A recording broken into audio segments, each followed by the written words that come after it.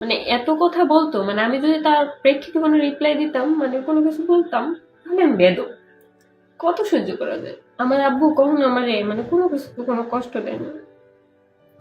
আর আমি সে বাসায় যে আরেকজনের ইউজ করা কাপড় চোপড় পরেছি, না খাইও দিন পার করছি। সারাদিন না খাইয়া পার করতাম, ইউজ করা জামা কাপড় পরতাম। 7 মাসে একটা দিন বাবার বাসায় যায়নি, একটা দিন বাবার বাসায় যায়নি। ঘর মুছবে কে? উঠান ঝাড়ু দিবে কে? তরকারি কোটাকাটা করে দিবে কে? কাপড় চোপড় ধুইবে কে? আর ওই বাবার আমি কষ্ট দিছি, ওই মারে কষ্ট দিছি, ওই একটা মানুষের উপর নির্ভরশীল হয়ে। সে আমি থাকা অবস্থায় কেন আমি ঘুমায় গেলে আমার আড়ালে ওই মেয়েটার সাথে কথা বলবো? তারপরে এক্স গার্লফ্রেন্ড। আমি তার একা একা আসিনি। আমাকে যদি আপনার ছেলে যদি না নিয়ে আসতো, আমি তার একা আসতাম না। একা আমি কি কারো ঘাড়ের উপরে উঠে যেতে পারতাম? পারতাম। সতীন নিয়ে যে আসি, যদি না থাকতে পারতাম, তাহলে কিন্তু এতদিনে অবশ্যই মানে কিছু একটা হইতো, এটা কিন্তু আপনারা দেখতেন। যদি নাই থাকতে পারতাম। আমার মানে এখানে এসে একটা কথা বলতে ইচ্ছে করতেছে কি, আমি যে আগে যে সংসার করছি না, ওইখানে আমার শাশুড়ির সাথে আমার বন্ডিংটা ছিল সতীনের মতো। আর এখানে আমার সতীনের সাথে আমার বন্ডিংটা হইতেছে শাশুড়ির মতো। আর আমার হাজবেন্ডকে আমার যথেষ্ট পরিমাণ ভালোবাসে। আর সতীন তো অমায়িক। একটা শাশুড়ির থেকে আমার মনে হয়, মানে এটা তো আমি কার ব্যক্তিগত মতামত আমি জানি না, কিন্তু আমার মনে হয় একটা শাশুড়ির থেকে একটা সতীন অনেক ভালো। সতীন যতটুকু টেক কেয়ার করে শাশুড়ি করবে না। শাশুড়ি কাঁদবে, শুধু ছেলের জন্য কাঁদবে, ছেলের বউর জন্য কাঁদবে না। আসসালামু আলাইকুম। আপনারা অনেকেই জানতে চাচ্ছিলেন যে আমার কি ডিভোর্স হয়েছে কিনা, কেন আমি বিবাহিত ছেলেকে বিয়ে করেছি, আমার প্রিভিয়াস লাইফে কি কি হয়েছে। আজকে সবকিছুর অ্যান্সার দিব। আপনাদের এত এত কমেন্ট, এত এত মেসেজ, মানে এত পরিমাণে আপনারা কমেন্ট করছেন আর এত পরিমাণে মেসেজ দিয়েছেন, তার কারণে আর কি এই ভিডিওটা। তো ফার্স্টে থেকে বলি, ফার্স্টে থেকে আমার ফার্স্টে একটা কথা বলে নিই যে আমার বিয়ে হয়েছিল, আমার সংসার জীবন ছিল 7 মাস, তারপরে আমার ডিভোর্স হয়েছে। এখন ফার্স্টে থেকে বললে আপনারা সম্পূর্ণটা বুঝতে পারবেন। তো ফার্স্টে থেকে আমার হাজবেন্ডের সাথে আমার পরিচয় হয়েছিল একটা এফবি পেজ থেকে। তো এখানে কমেন্ট বক্সে টুকটাক কথা বলতে বলতে দেন আর কি ইনবক্সে আর কি কথা বলা শুরু হয়। তো আমার হাজবেন্ডের সাথে যখন আমার পরিচয় হয়, তখন আমার হাজবেন্ড মানে ওর এক্স হাজবেন্ড ওর বায়োডাটা আর কি যা আমাকে বলছে, আমি আমার বিয়ের পর অনেক কিছুই তার মিল খুঁজে পাইনি। যখন পরিচয় হয় তখন আর কি ও আমাকে বলছে যে ও ব্যবসা করে, কারের মানে রেন্টে কারের বিজনেস আছে। তা আমিও ভাবছি যে আছে, কারণ একটা ছেলে মানুষের মানে কি কর্ম করতেছে এটা খুবই জরুরি। যে একটা ছেলে বিয়ের পর তার ওয়াইফরে ভরণ পোষণ দিয়ে রাখতে পারবে কিনা, এটাই কিন্তু মেন। হোক সে বেশি টাকা কামাক বা অল্প টাকা কামাক। কিন্তু আমার হাজবেন্ড আমার সাথে শুরুতেই মানে এক্স হাজবেন্ড আমার সাথে শুরুতেই মিথ্যে কথা বলছে। তো যাই হোক, আমি মানে পুরোটা বলতেছি যে ও নাকি রেন্টে কারের ব্যবসা আছে। দেন মানে ওদের নিজেদের বাড়িঘর আছে, নিজেদের বাসা, মানে অনেক কিছুই বলছে, কিন্তু তার মধ্যে বেসিক যা এগুলো আর কি আমি বলতেছি। তো দেন আস্তে আস্তে আমাদের কথাবার্তা শুরু হলো। ফার্স্টে আমি রিলেশনে মানে আগাইতে চাইতেছিলাম না, কিন্তু আমার হাজবেন্ড এক্স হাজবেন্ডের সাথে আমার মানে ওই রকম ভাবে মানে কথা বলতে বলতে একটা পর্যায়ে আমার মনে হয়েছে যে না, রিলেশনটা করি, আমার জন্য মনে হয় মেবি ভালো হবে, এটা আমার মনে হয়েছে। কিন্তু যখন রিলেশন করছি, রিলেশন করার পরেও দিনগুলো আর কি ভালোই কাটতেছিল, মানে ভালোই যেতেছিল দিনগুলো।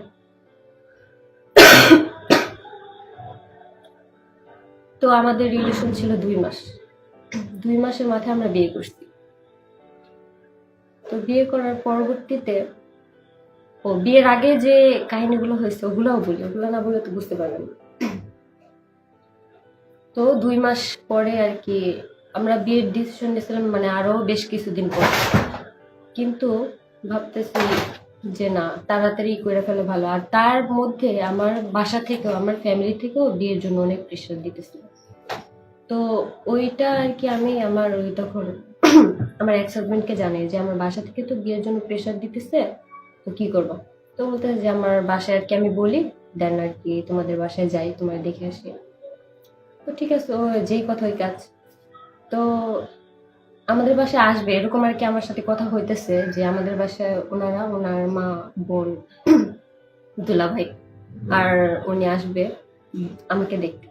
তো তার কথাবার্তার মধ্যেই আমরা একদিন মিট করি, মানে আমাদের বাসায় তারা আসবে দেখতে, এটা আর কি তার কয়েকদিন আগে আমরা মিট করি। তো ওই মিট করার আগের দিন আমি ওর একটা এফবি পাসওয়ার্ড নিই, মানে হঠাৎ করে এমনি। তো নেওয়ার পর আর কি দেখতে পারি যে ওর গায়ে হলুদের ছবি। তো আমি ভাবছি কি যে ওইটা মেবি ওই যে অনেকের আছে না জন্মদিনের সময় মানে গায়ে হলুদ করে, বা অনেক অকেশন আছে যে গায়ে হলুদটা আগে করে, মানে অনেক ফ্যামিলিতে করে। তো আমি ভাবছি কি ওইটাই সম্ভবত মেবি।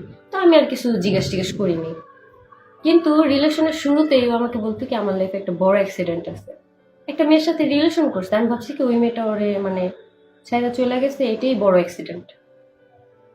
খালি বলতো যে আমার লাইফে একটা বড় অ্যাক্সিডেন্ট আছে, এটা তোমাকে পরে বলবো পরে বলবো, কিন্তু এটা আর কখনো বলেনি। তো ওই ছবিটা আমি ওই দিন দেখার পরে আমি ভাবছি যে হয়তো ওর গায়ে হলুদের। তো আমি যখন ওর আক্স করছি যে তোমার কি বার্থডের সময় তোমার গায়ে হলুদ হয়েছিল, তারপর ও বলে কি যে কেন। আমি বলছি যে তোমার আইডিতে আমি এরকম এরকম পিক দিচ্ছি, গায়ে হলুদ, মানে গায়ে হলুদ তোমাকে হলুদ দিতেছে স্টেজে বসে এরকম, কিন্তু এখানে তো তুমি একা। আমি আবার মানে ওইভাবে যদি আমি যে ছবিগুলো দেখছি ওইখানে যদি আরেকটা মেয়ের ছবি দেখতাম তাহলে ব্যাপারটা অন্যরকম না ইয়া, কিন্তু আমি শুধু ওর একার ছবিই দেখছি, মানে মেসেঞ্জারে কে যেন দিচ্ছে মনে হয়, সেন্ড করছে, এটাই এই টাইপের কিছু। তো আমি ওকে জিজ্ঞেস করার পরে বলতেছে যে আমি তোমাকে বলছিলাম না আমার লাইফে একটা বড় অ্যাক্সিডেন্ট আছে, আমি বলবো তোমাকে। তো ওই দিন রাত্রে আর কি আমি রাগ করে আছি যে কি বলবো, কি এমন কিছু যে বলবো। তো বলে না, ফোনেও বলতেছে না, মিট করার পরে নাকি বলবো। তো গেলাম মিট করতে তারপরের দিন।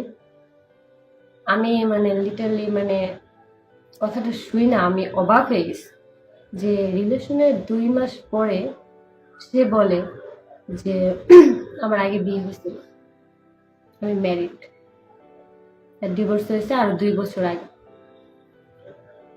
মানে আমি শুই না, মানে এমন ভাবে শকড হয়েছি যে এই কথাটা আমার কাছ থেকে কেন লুকাইছে। আমি যদি ওই ফেসবুকে ওই ছবিটা যদি না দেখতাম তাহলে সে আর আমাকে মানে বলতোই না, আমার মনে হয় না যে বলতো।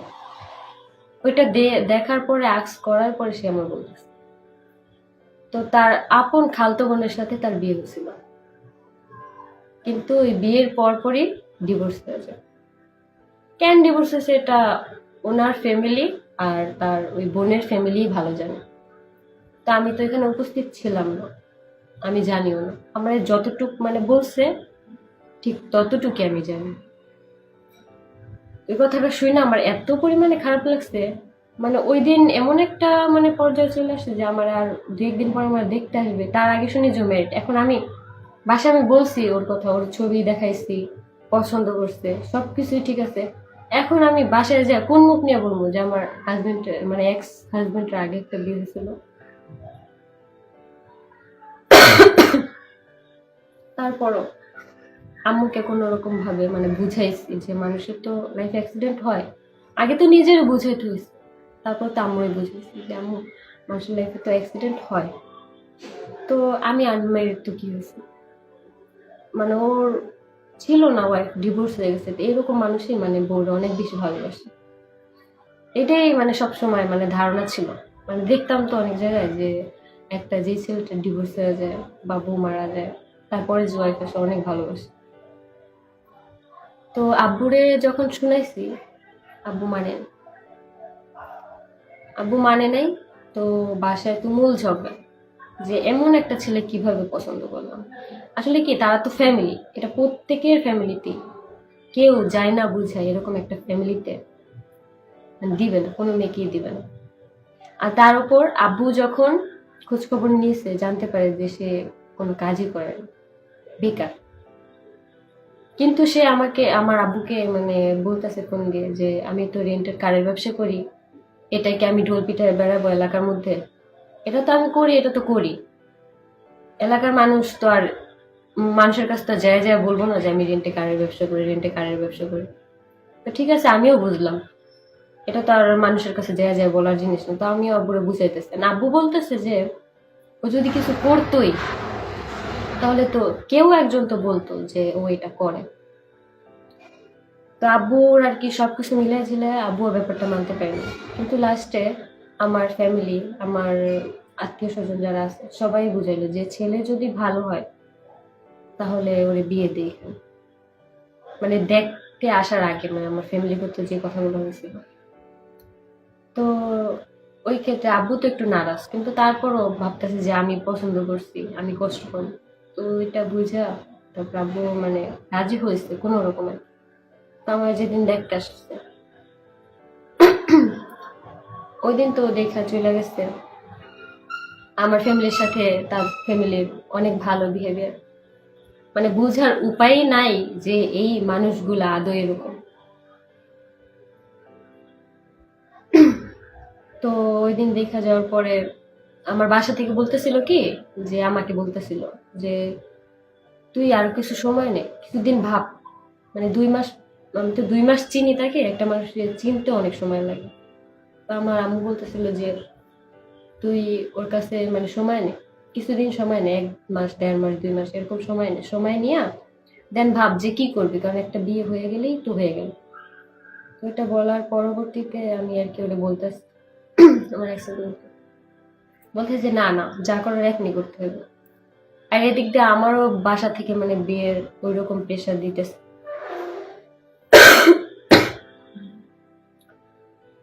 তো এত কিছু ভাবার কয়েকদিন পরে হুট করে ভাবলাম কি জানো, হুট করে ভাবলাম যে না, এইভাবে হইতেছে না, বাসা থেকেও রাজি হইতেছে না। মানে বাসা থেকে বলতেছে সময় নিতে, কিন্তু আমি মানে তার প্রতি এরকম দুর্বল হয়ে গেছিলাম যে আমি চাইতেছিলাম না যে সময় নিতে। তো হইলো কি, মানে বাসা থেকে বের হয়ে মানে এক কাপড়ে চলে গেল। তো ওই দিন মানে জানতো, ওর ফ্যামিলি জানতো যে ও আমাকে নিতে আসতেছে। আমাদের বাসার সামনে সিএনজি নিয়ে এসে দাঁড়াইছে, নিয়ে যাবে। তা আমি তো বাসায় তো বলিনি কিছু, আমার আম্মুরও কিছু বলিনি। মানুষের যে আম্মু ক্লোজ ফ্রেন্ড থাকে, আমার আম্মু ছিল ক্লোজ, কিন্তু এগুলো বলিনি। আমার আম্মু যদি বলতাম তা আজকে, তাহলে আমার এত কিছু হইতো না। মানে আমি আমার আম্মুর কাছে সবসময় ঋণী থাকি, কারণ আমার আম্মু আমার যথেষ্ট পরিমাণ সাপোর্ট। তো সে যখন আসছে আমাকে নিতে, তার ফ্যামিলি জানতো, কিন্তু আমাকে বলছে কি যে আমার ফ্যামিলি মানে তুমি সবাইকে বলবা যে আমার ফ্যামিলি জানে না, জানে না। ইভেন আমি যেদিন চলে আসবো তার আগের দিন আমার এক্স হাজবেন্ডের মা আমার ফোন দিয়ে বলতেছে, মা তুমি মানে যখন আসবা, যেইভাবে আসবা, আমি তোমাকে ওইভাবে ওই পরিস্থিতিতে বরণ করে নিই। মানে এমন মধুর মধুর কথা, তখন তার বুঝি নেই যে তারপরে যে কি হইতেছে, আমার লাইফে কি হইতে চাইতেছে, এগুলো তোর বুঝি না। মানে তার ওই কথাটাই আমি আশ্বাস পেয়েছিলাম যে না, এটলিস্ট আমার এক শাশুড়ি তো আর কি মাইনা নিচ্ছে, কে কি মানলো কে কি করলো এটা দেখার সাবজেক্ট না। উনি তো মাইনা নিচ্ছে, উনি তো আমাকে নিবে, যদি আমি আসিও নিবে তো আমাকে। তো গেলাম ওই দিন। ওই দিন যাওয়ার পরে মানে এরকম একটা মানে ওই দিন আমরা তাদের বাসায় উঠিনি, তার এক কুকুর বাসায় উঠছিলাম। তো আমার বাসা থেকে মানে ফোন দিতেছে, আমি ফোন রিসিভ করতেছি, আমার এক্স হাজবেন্ড বলতেছে ফোন ধরা দরকার নেই, শুধু এতটুকু জানাইছি যে আমার বিয়ে করে নিচ্ছে। তো ওই কথাটা বলার পরে আমার ফ্যামিলির উপর দিয়ে যে কি গেছে শুধু তারাই ভালো জানে। আমি তো সুখী আছি, সুখী না আমি, কারণ পছন্দের মানুষকে তো পেয়ে গেছি। তো তারপরে আমি যখন ওই বাসায় চলে যাই, তার ফুফুর বাসায় উঠছি। ওঠার পর ওই দিনটাতে তাদের বাসায় আমাকে নেয়নি, ভাবছে যে আমার ফ্যামিলি থেকে আসলে যদি কোনো ঝামেলা করে আমাকে যদি নিয়ে যায়, এটা ভেবেই নেয়নি। তো তার বোন আমাকে বলতেছে যে যে আমার ভাইয়ের যে আগে একটা বিয়ে হয়েছে তুমি কি জানো? আমি বলছি হ্যাঁ আপু আমি সব জানি, কিন্তু আমার কোনো সমস্যা নেই, কারণ একটা মানুষের লাইফে অ্যাক্সিডেন্ট হইতেই পারে। এই বর্তমান যুগে দাঁড়ায় কেউ বুকে হাত দিয়ে বলতে পারবে না যে আমার কোনো এক্স গার্লফ্রেন্ড নেই, কোনো বয়ফ্রেন্ড নেই। প্রত্যেকটা মানুষ আছে, যে বলে যে নাই তারই আরো বেশি আছে। তো আমি বলছি যে না ওইটা তো আমি খালি এতটুকু জিজ্ঞেস করেছিলাম আপু ওইটা কি মানে ডিভোর্স হয়েছে নাকি ডিভোর্স হয়নি, বলতেছে যে না ওইটা ডিভোর্স হয়েছে। তাই আমি ভাবছি যে না এটা নিয়ে তো আর কোনো সমস্যা হবে না, যেহেতু ডিভোর্স হয়ে গেছে। তো তারপরে এটা আক্স করার পর আমার আর কিছু বলেনি, তারপরের দিন বাসায় নিয়ে গেছে। নেওয়ার পরে ওই দিন বিকালে আমার বাবার বাসা থেকে লোক আসছিল কিছু, তাদের বাসায় মানে আমার বাবার বাসা থেকে লোক আসবে এটাই স্বাভাবিক না, যে একটা মেয়ে পালায় চলে আসছে ওই বাসায় কি আমার বাবা যাবে না? তো যাওয়ার পরবর্তীতে আমার আত্মীয় স্বজনরাও কিছু গেছিল, আমার বাবা আমার মা গেছিল। তখন আমরা ওই বাসায় ছিলাম না, তখন ছিলাম আমরা তাদের ফুপুর বাসায়। তো এক কথায় দুই কথায় কথা কাটাকাটিতে মানে আমার ফ্যামিলির লোকজন তারা গেছিল যে আজকে যা করার মানে মানে বিয়ে টিয়ে যদি দেওয়ার লাগে তাহলে দিয়ে আসবো, সব ঝামেলা মানে মিট করে দিয়ে আসবো, কারণ যেহেতু মেয়ে ও তো সংসার করে এখানে খাইতে হইবে। তো তাদের এক কথায় আমার ফ্যামিলির এক কথায় মানে দোনো ফ্যামিলিরই দোষ আছে। এক কথায় দুই কথায় কথা কাটাকাটিতে এমন ভাবে এই জিনিসটা হলো যে আমার ফ্যামিলির মানে সবাই ওই বাসা থেকে বের হয়ে চলে গেছে, মানে কথা কাটাকাটির কারণে। তারাও বলছে আমার ফ্যামিলির থেকেও বলছে, এখানে আমি কারো দোষই দিই না। তো এটা হওয়ার পরে আমাদের রাতে বাসায় নিচ্ছে। রাতে বাসায় নেওয়ার পরে আমাকে বলতেছে যে আমার জন্য কাপড় চোপড় বানায় ওয়ার্ড্রোব ভরে রাখছে, নতুন বউ কাপড় চোপড় বানিয়ে রাখছে। আমাকে ফ্রেশ হতে বলতেছে যে আমি ফ্রেশ হবো। তারপর আমি ফ্রেশ হতে গেলাম। এমন কাপড় চোপড় বানাইছে আমার শরীরে মানে লাগে না, ঢিলা হয়। আসলে কি ওইগুলো আমার মানে আমার এক্স হাজবেন্ডের বোনের কাপড় চোপড়, মানে ইউজ করা, বুঝতে পারছেন? মানে ইউজ করা কাপড় চোপড় মানে আমাকে পরতে দিচ্ছে, ওগুলো আমার জন্য নতুন বানাই আনছে। তারপরে আমি আর কিছু বলিনি, আমি তো বুঝতে পারছি, কারণ এতটুক বড় হয়েছে এতটুক বুঝার তো ক্ষমতা আছে, আছে না? আছে। তো আমি কিছু বলিনি, কারণ ভাবতেছি আমি বাসা থেকে না বলে চলে আসছি, এখন তো আমার আশ্রয় এটাই, এটা আমার হাজবেন্ডের বাসা। তো ওইটা বলার ফ্রেশ হইলাম, ফ্রেশ হয়ে খাওয়া দাওয়া করতে বসছি। আমার এক্স হাজবেন্ডের এক বন্ধু মানে খাওয়া দাওয়া করতে বসছি ওই অবস্থায় মানে আসছে বাসায়, নতুন বউ দেখতে আসছে। তো আসার পরে মানে ওরে আড়াল নিয়ে বলতেছে যে আগেরটা কি করবি, না আগের ওয়াইফরে কি করবো। তো আমি শুনছি কথাটা, তারপর আর কিছু বলিনি, মানে ভাবছি যে আগের ওয়াইফ ছিল, বলতেই পারে। তো গেল। তো আসতে তারপরের দিন যখন সকালে ঘুম থেকে উঠছি নাস্তা খাইতে দেওয়া হয়েছে। তো নাস্তা টাস্তা খাইলাম, খাওয়ার পরে কাজ টাজ কি করবে ওই দিন না আমাকে কোনো কাজ টাজ করতে দেওয়া হয়নি, আমি শুধু দেখবো জাস্ট, কাজ করা লাগবে না। তো তারপরে কিছুদিন পরে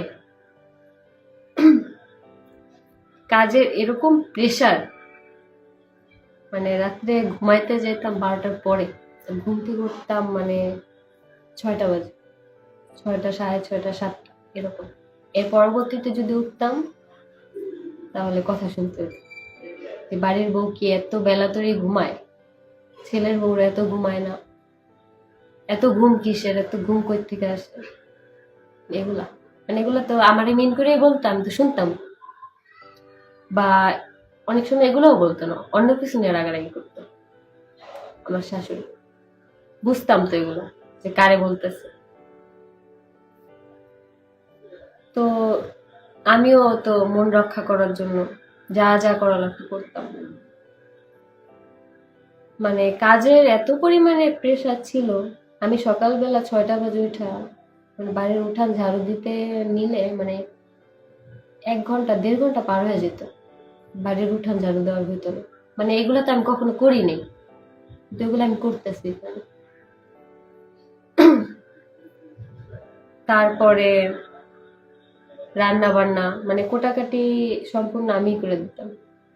রান্না করতে শুধু আমার শাশুড়ি। তো সব কাজই টুকটাক করতাম, টুকটাক কি সবই করতাম। এই কাজ করতে করতে করতে করতে কাজ শেষ হইতো কখন জানেন? কাজ শেষ হইতো 3টা বা 4টা বাজে। তখন গোসল করতে যেতাম, মানে দুপুরের গোসল তখন করতে যেতাম। গোসল করতে যেতাম তখন। তো গোসল করে আস্তে আস্তে 5টা 6টা বেজে যেত, 6টা বাজে দুপুরের ভাত খেতাম। তো দুপুরের ভাত খায় একটু শুইলেই দেখা যেত কি মানে ঘুম আসা পড়তো। মানে সারাদিন তো মানে ওইরকম ভাবে রেস্ট নেওয়া হয়নি, তো ঘুম আসা পড়তো।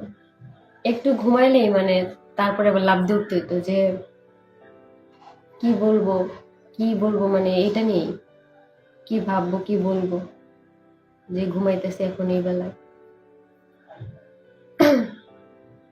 তারপরে একটা কাজের লোক ছিল, তো আমি যাওয়ার পরে ওই কাজের লোকটার মানে ফ্যামিলিগত সমস্যার কারণে ওই লোকটা আর কি কাজ ছেড়ে দিছে। তো তারপরে টোটাল কাজ আমার উপরে এসে পড়ে। 4টা বেডরুম, একটা ডাইনিং, এগুলা রেগুলার আল্লাহ খোদা 30টা দিন বসতে হইতো। আমার এমন ঠান্ডা লেগে গেছে কাজ করতে করতে, আমি আমার বাবার বাসায় আসার পরে 1.5 মাস ডক্টর দেখাইছি। 1.5 মাস ডক্টর দেখায় আমার ঠান্ডা ভালো হয়নি, এখনো আমার ঠান্ডা ভালো হয়নি। মানে আমার এমন ঠান্ডা লেগে গেছে ঘর মুছতে মুছতে। তারপর আমার আম্মু যখন আমার দেখতে যেত না, তখন আমার আম্মু বলতো কি আপনার মেয়ে তো কিছুই করে না, ও মোটা হয়ে গেছে, ওর শরীর স্বাস্থ্য বাইরে গেছে, ঠিক মতন খাওয়া দাওয়া করে, অথচ কিন্তু আমি এত সুখাংশু পেয়েছি, এটা তো আমার আম্মু দেখছে, এটা তো জানে। আমি আমার এক্স হাজবেন্ডের সাথে আমি সংসার করছি 7 মাস। এর মধ্যে আমার বাবা আমাকে দেখতে গেছে কম হইলো 11 থেকে 12 বার। প্রত্যেক মাসে 2 বার 3 বার যাইতো দেখতে। তো এত কার্য করতাম, এটা তার বাসায় মানে বলিনি, কারণ রিলেশন করে বিয়ে করছি, এত কিছু যদি বলি তখন তারাই বলবো যে গেছিল না পছন্দ করে। তো একটা সময় এমন আস্তে আস্তে দেখতেছি যে সারাদিন কাজ করতেছি কিন্তু দুপুরবেলা ভাত খেতে পারতেছি না। মানে বাসায় রান্নাই হয় না। রান্না হয় না কেন, মানে তাদের তো কোনো ইনকাম সোর্স নাই, রান্না হইব কই থেকে? বাসা যাওয়ার পরে মানে ওই বাসা যাওয়ার পরে শুনি যে আমার হাজবেন্ড কিছু করে না, রেন্টে কারের ব্যবসা বলছে না যে করে, মানুষের কাছে ঢোল পিটাই বেড়াবো না, ওটাও করে না। এটা আগে করতো, অনেক আগে করতো, তার ওই যে বোন জামাই আর সে একসাথে করতো। তারপর এখান থেকে আর কি মানে টাকা পয়সা সব উঠাই নিছে, তার করে না। তো আমি বললাম যে আমার সাথে কেন মিথ্যা কথা বলছে, কোনো কথা বলে না, একদম চুপ, র্যান্ডম চুপ হয়ে গেছে, কোনো কথাই বলে না। মানে কোনো কথা বলে না, হ্যাঁ বা না কিচ্ছু বলে না। তো দেখতেছি যে কিছু করে না, আর অথচ আমার বাসায় আমি বলতেছি যে হ্যাঁ কারের ব্যবসা করে, অনেক ভালো আছে, অনেক ভালোভাবে চলতেছি, ঘুরতেছি ফিরতেছি, এটা খাইতেছে ওইটা খাইতেছে, অথচ কিছুই না। মানে 3 বেলা যে ভাতটা যে খাবো, ওই ভাতটা যোগান দেওয়ার মতো ক্ষমতা ওই ফ্যামিলিটার নাই। যদি ওর বোন যদি না চালাইতো না, যে আমার এক্স হাজবেন্ডের বোন যদি না চালাইতো ফ্যামিলিটা, আমার মনে হয় কি ওই ফ্যামিলিটা না খায় মরতো। ওই মেয়েটার এত মানে ওই মেয়েটার সাপোর্ট দেওয়ার কারণে এই ফ্যামিলিটা চলতেছে।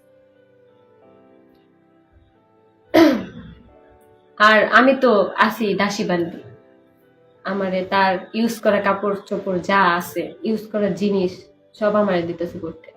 তো আমি আমার হাজবেন্ডকে মানে এক্স হাজবেন্ডকে একদিন বলি যে আমার না এগুলো পড়তে ভালো লাগে না, হয়তো তুমি আমার নতুন 1 সেট করে জামা বানায় দাও প্রত্যেক মাসে একটা, বা 2টাই বানায় দাও, এটাই আমি পরি 1 বছর। তারপর আমার ইউজ করা আমি আমার আমার লাইফে আমি কোনো ইউজ করা জিনিস পরিনি। অথচ আমার ইউজ করা কাপড় চোপড় আমি মানুষকে দিয়ে দিতাম। মানে এত কাপড় চোপড় পরা সম্ভব না, মানে কিছুদিন পরার পর পর এটা চেঞ্জ করে ফেলাইতে হতো। তো নষ্ট করে তো লাভ নেই, তার চেয়ে ভালো কাউকে দিয়ে দেওয়া ভালো। ইউজ করা কাপড় চোপড় পরতাম, ইউজ করা জিনিস পরতাম। তো বলার পর আমার কি বলছে আমার এক্স হাজবেন্ড, বলে যে মানুষ ভালোবাসা কত কিছু করে, তুমি এতটুকু করতে পারবে না। সারাদিন না খায়া পার করতাম, ইউজ করা জামা কাপড় পরতাম, 7 মাসে একটা দিন বাবার বাসায় যায়নি, একটা দিন বাবার বাসায় যায়নি। আর কত স্যাক্রিফাইস করবো? 7 মাসের মধ্যে আমার বলা হয়েছে যে এই মাসে তোমার ননদ আসলে যাই, এই মাসে তোমার ননদ আসলে যাই, এই মাসে তোমার ননদ আসতো ঠিকই, ননদ বেড়ায় যেত, ননদ মাসে 2 বার করে বাসায় বেড়াতে তার মেয়ে হচ্ছে, আমি যেতে পারতাম না। ননদ আসছে না, কিভাবে যাবা, এটা করতে হইব এটা করতে হইব, ননদ জামাই রে দেখতে হইব না। তো আমার এই 7 মাসে একটা দিন আমার বাবার বাসায় যাইতে দেওয়া হয় না। মেন কথা কি জানেন, মেন কথা হচ্ছে যে আমি যদি আমার বাবার বাসায় যাই তাহলে বাড়ির কাজগুলা কি করবো? কাজের লোক তো ছিল না, কাজের লোক তো চলে গেছে। ঘর মুছবে কে, উঠান ঝাড়ু দিবে কে, তরকারি কোটাকাটা করে দিবে কে, কাপড় চোপড় ধুইবে কে, এগুলো কে করবে? সবকিছুই আস্তে আস্তে মানায় নিতেছিলাম, ভাবতেছি যে না সংসার তো, কারণ সবাই এভাবে সংসার করে। আর ওই দিক থেকে আমার আম্মুর সাথে যখন আমার কথা, আমি তখন বলে যে এইভাবে সংসার এইভাবেই করতে হবে, এইভাবেই করতে হবে সংসার। আমরা অনেক কিছু স্যাক্রিফাইস করছি, অনেক কিছু মানায় গুছায় নিছি, আজকে সংসার জীবন পার করতেছি। তো আমার কথাগুলো না মানে মানার চেষ্টা করতাম যে না। পরে যেদিন আর কি দেখতাম যে খাওয়া দাওয়া নিয়ে সমস্যা, খাওয়া দাওয়া নিয়ে সমস্যা সবসময় হয়েছে, কারণ সপ্তাহে একদিন রান্না হতো না বাসায়, 1 দিন 2 দিন এরকম রান্না হতো না বাসায়, কোনো কিছুই রান্না হতো না। আর ঘরে যে এমন কিছু মানে থাকবে যে খাইয়ে একটু পানি খাবো, ওইটারও মানে কোনো ইয়ে ছিল না।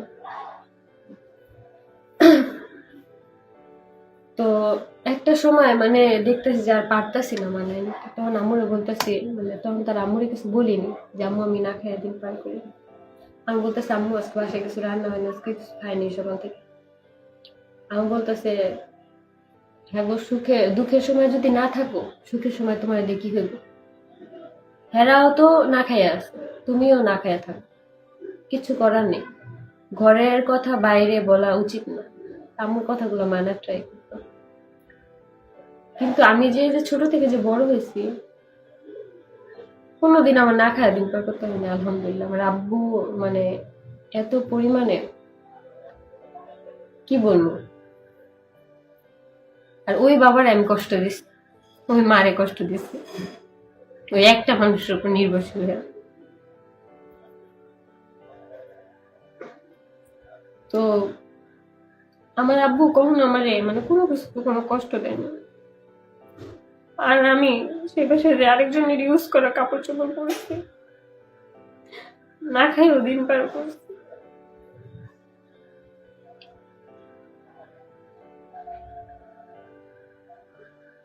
তো আস্তে আস্তে দেখতেছি কি মানে আর কিছু মানায় না, সম্ভব হইতেছে না। মানে আমার শাশুড়ি এমন ছিল যে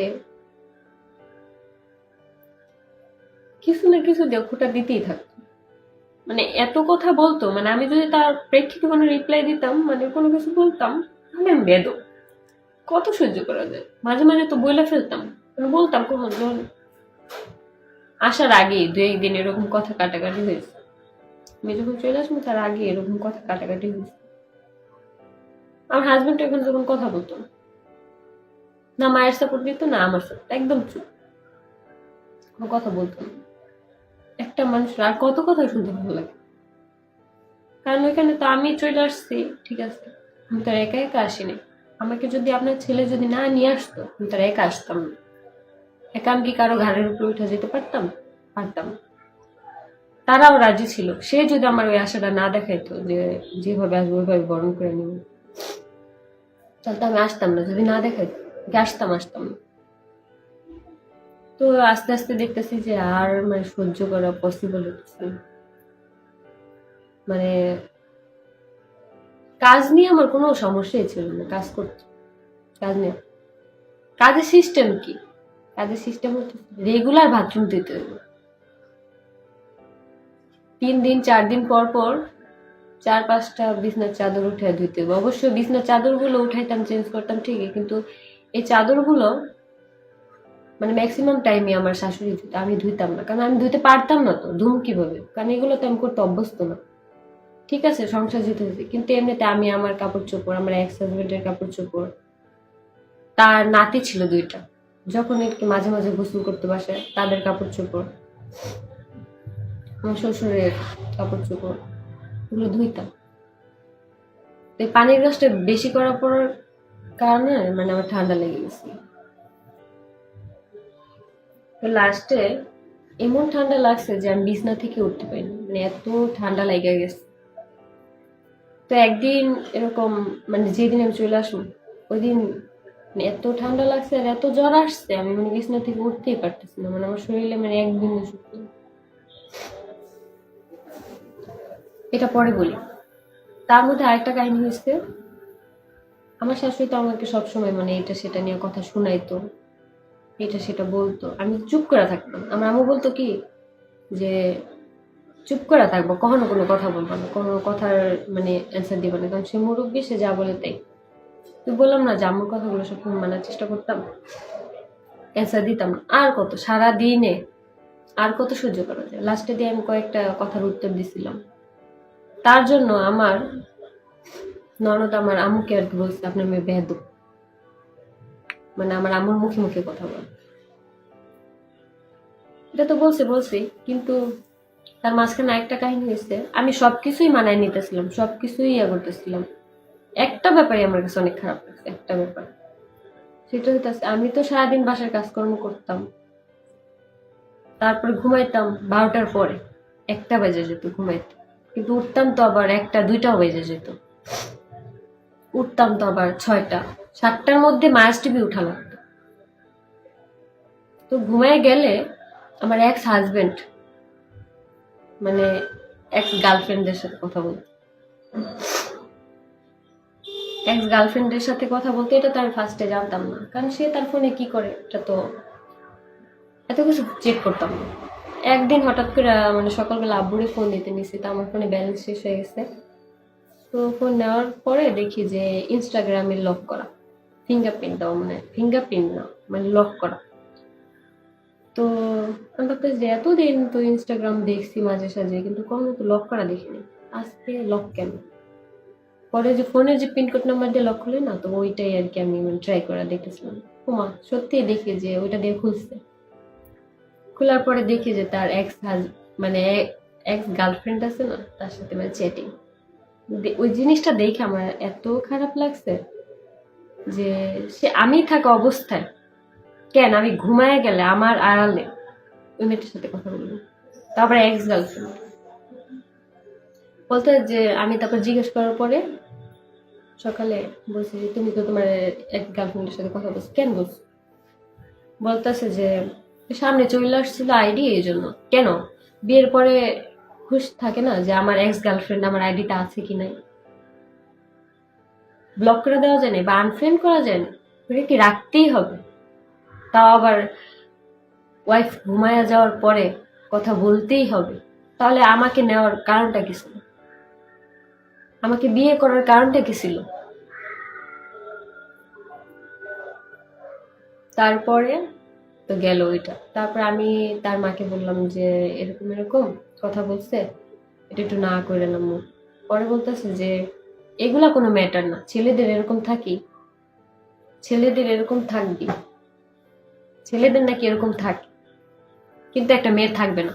একটা মেয়ের বিয়ের পরেও কোনো ছেলে ফ্রেন্ড তো দূরের কথা, কোনো অপরিচিত কোনো ছেলের সাথেও মানে এক থাকবে না বা কথা বলতে পারবে না। আর ওই জায়গায় ওই ছেলের এক্স গার্লফ্রেন্ডের সাথে কথা বলে।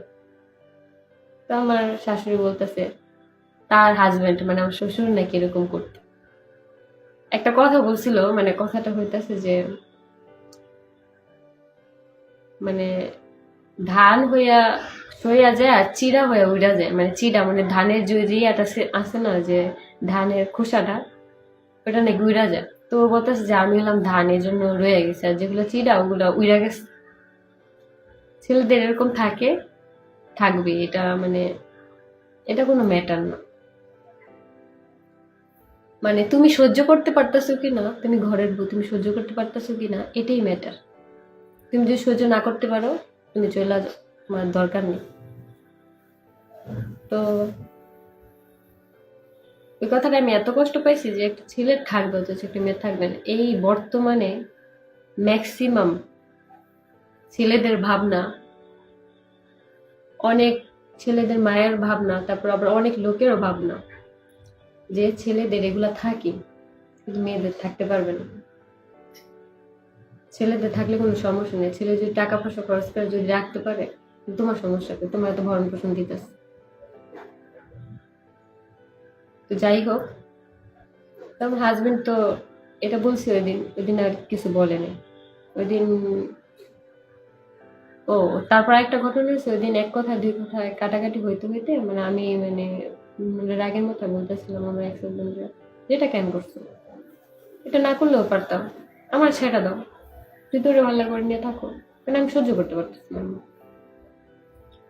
আর কেন সহ্য হয় না, এটার মেন কারণ হতেছে যে আমি জাগনা থাকা অবস্থায় যদি কথা বলতো এটা একরকম, আমি ঘুমায় গেছি, আমি টেক্সট গুলা দেখছি তো যে কোন সময় করা হয়েছে, ঘুমায় যাওয়ার পরে কেন কথা বলবো? নিশ্চয়ই কিছু আছে, নয়তো তো আমি ঘুমায় যাওয়ার পরে কথাও বলতো না, আবার ওইটা লক করেও রাখতো না ইনস্টাগ্রাম। তো যাই হোক, মানে বলছে এক কথা দুই কথায় আমাকে মারতে নিছে, মানে জুতা দিয়া, তাও আবার। তারপর তার মা আটকাইছে।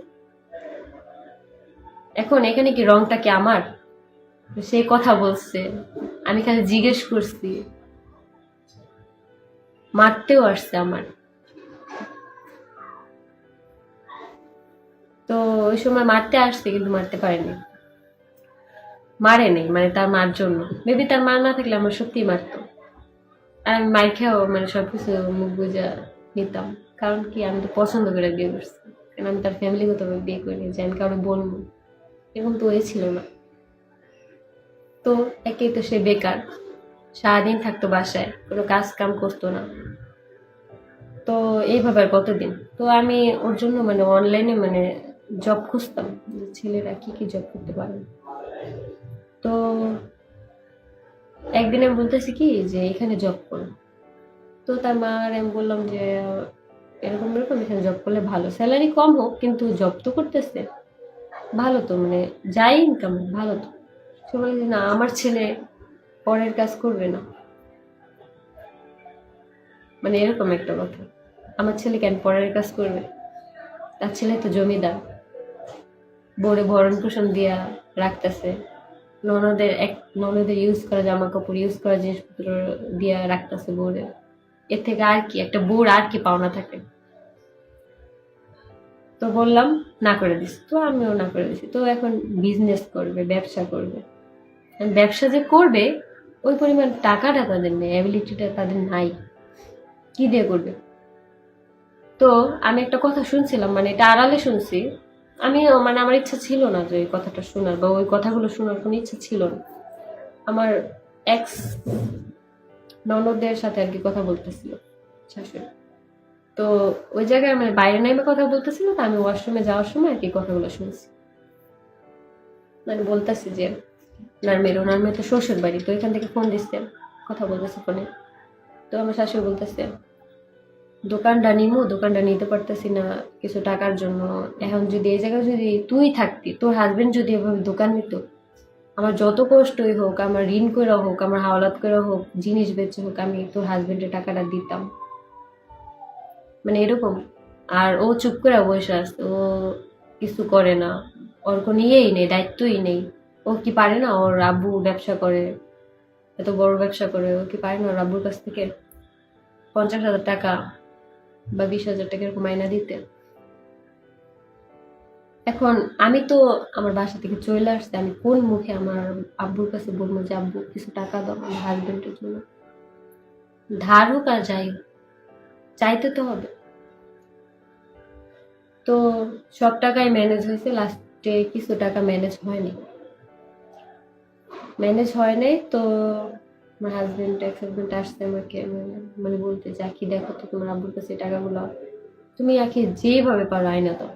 আমি 3 মাস সময় নিলাম যে 3 মাস পরে আমি তোমার আব্বুর কাছে দিয়ে দিন। আমার কথা হলো দেওয়ার কোনো সাবজেক্ট না, কথা হলো যে আমি চামু কোন মুখে।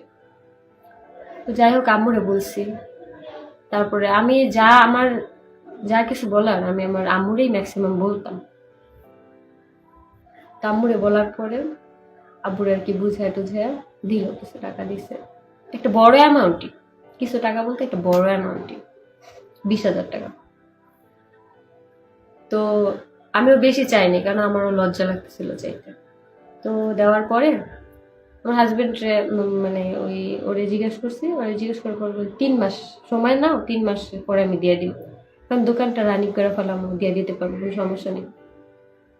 অনেক বলার পরে আমি আমার বাবার কাছ থেকে টাকা এনে দিছিলাম, 20,000 টাকা। তো ওই টাকাটা সে আদৌ আমার বাবাকে ব্যাগ দেয়নি, উল্টা থাক আর কিছু না বলি, ব্যাগ দেয়নি, এটা এখনো দেয়নি। তো তখন আর কি দোকান ওপেন করবে, সবকিছু রেডি, লাস্টে কি নিয়ে কেন যেন কি ঝামেলা হলো আর দোকানটা ওপেন করেনি। আমি আর কিছু বলিনি, কারণ আমি কিছু বললেই ওইটা নিয়ে কথা হয় বাসায়। ওই বাসার কথা হইতাছে যে তার বোন আর বোন জামাই যা বলবে ওইটাই রাইট। আমাদের ওই বাসায় যদি কিছু ভালো মন্দও রান্না হতো, তার বোন আর বোন জামাই যখন আসবে তখন রান্না হতো, এছাড়া হতো না। তো তারপরে আবার ঈদ আসলো, ওই বাসায় যাওয়ার পর আমার ফার্স্ট ঈদ। তো আমার বাবা যতটুকু আছে আলহামদুলিল্লাহ। তো আমার বাবা আর কি শপিং করে দিবে, তো এই জন্য আমাদেরকে যাইতে বলতেছে যে আখি তুই আয়, রাজনীতি আয়, মার্কেট করে দিই, ঈদটা এসে করছে।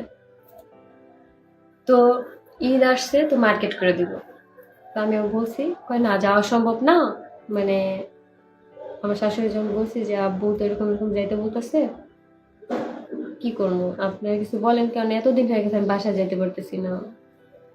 বলতেছে প্রথমবার যদি বোন আর বোন জামাই না যাস, তাহলে তোর সাথে তোর হাজবেন্ডের সাথে আর কোনো সম্পর্কে এবার থাকবে না, আমার মেয়েই হইতেছে মেইন। যাই হোক ওনারা আসবে তারপর যাব। কিন্তু ঈদের 3 দিন 4 দিন আগে আমি আমার এক্স হাজবেন্ডকে বলতেছি কি যে প্রায় 6 মাসের মতো হয়ে গেছে অলরেডি, 5 মাস 6 মাসের মতো হয়ে গেছে, আমি আমার ছোট ভাই বোনগুলো দেখিনি, ওদের তুমি নিয়ে আসো যে।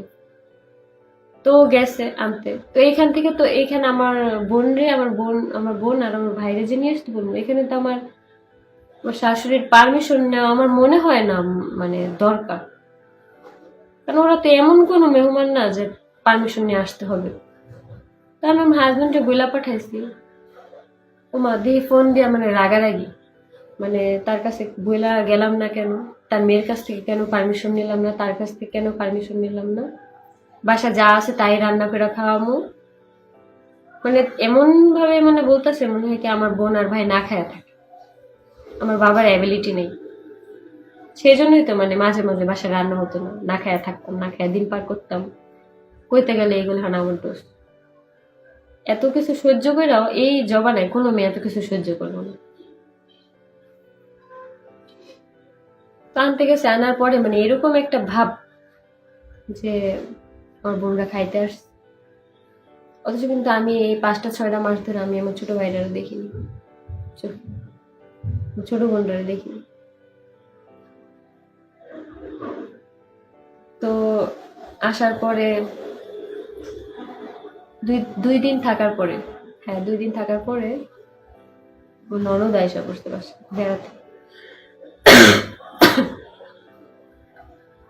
তো আমার বোনের বাসায় দিয়ে আসার কথা, তখন আবার ঈদও আয়সা করছে, ঈদের 3 দিন না 4 দিন বাকি।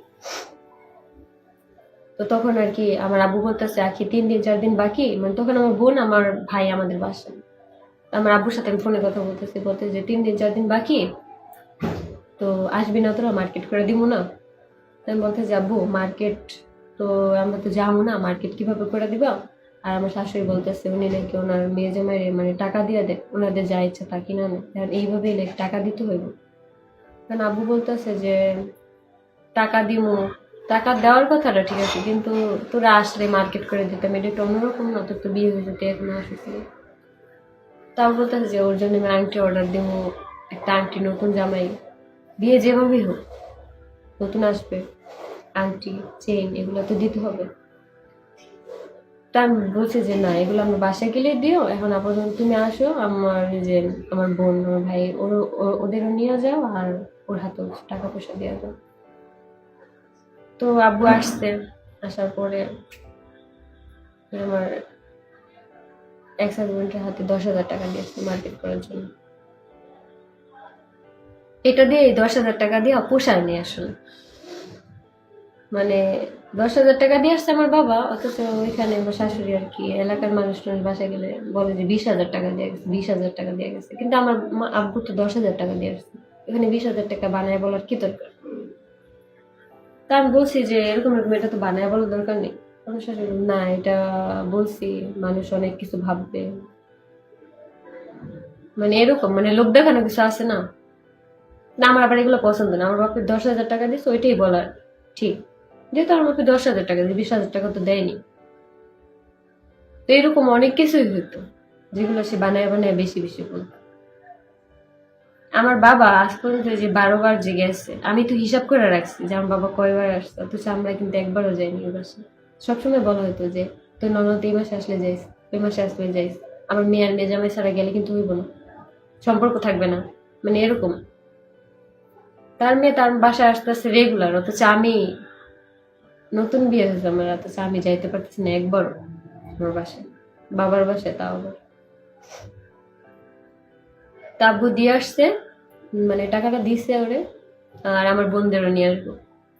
ওই সময় যে বললাম না যে আমার ননদ আসছে তার মধ্যে বাসায়, ওই সময় আমার বোনদের মানে গিফট দিছে, মানে নতুন মেহমান বাসায় গেলে নাকি দেওয়া লাগে, গিফট দিছে। আমার বোনের একটা 200 টাকা দামের একটা টপস দিছে, আর আমার ভাইরে 300 টাকা, মেবি 300-400 টাকা দামের একটা শার্ট প্যান্ট দিছে। মানে আমার ভাই তো ছোট, 6 বছর বয়স, মানে একটা শার্ট একটা প্যান্ট লোকাল, এইসব কাপড় চোপড় আমার বাবা আমাদের কখনো কিনা পড়ায়নি, মানে এরকম কম দামে লো কোয়ালিটির বড়াই করার কিছু নাই, মানে পড়ায় নাই কখনো।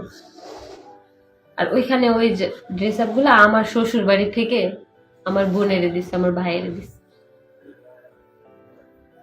মানে দিয়ে এত খুশি তারা যে আমার ভাই বোনেরে মানে কি জানি দিয়া ফেলাইছে।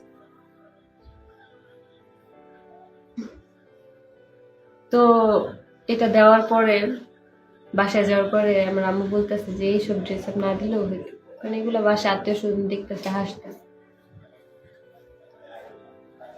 আমার ইচ্ছা করছিল না যে নেই, কিন্তু ওইখানে যদি আমি কিছু বলতাম, মানে আমার সংসারটা টিকতো কিনা, মানে ওই সময় আমার মনে হয়েছে যে আমার সংসারটা মনে হয় টিকবে না, মানে এটা বললে হয়তো রাগারাগি হবে, আর একটা জিনিস ভাঙলে ওই ফাটলটা থাইকে যায়, ওইটা ইয়া করেও আমি বলিনি। তো ঈদ ঈদ করব, ঈদ করব, ঈদে আমারে হ্যাঁ একটা 3 পিস কিনা দেওয়া হয়েছে, মেবি 2,000-2,500 টাকা দামের একটা নেটের 3 পিস, আর একটা সুতি 3 পিস কিনা দেওয়া হয়েছে,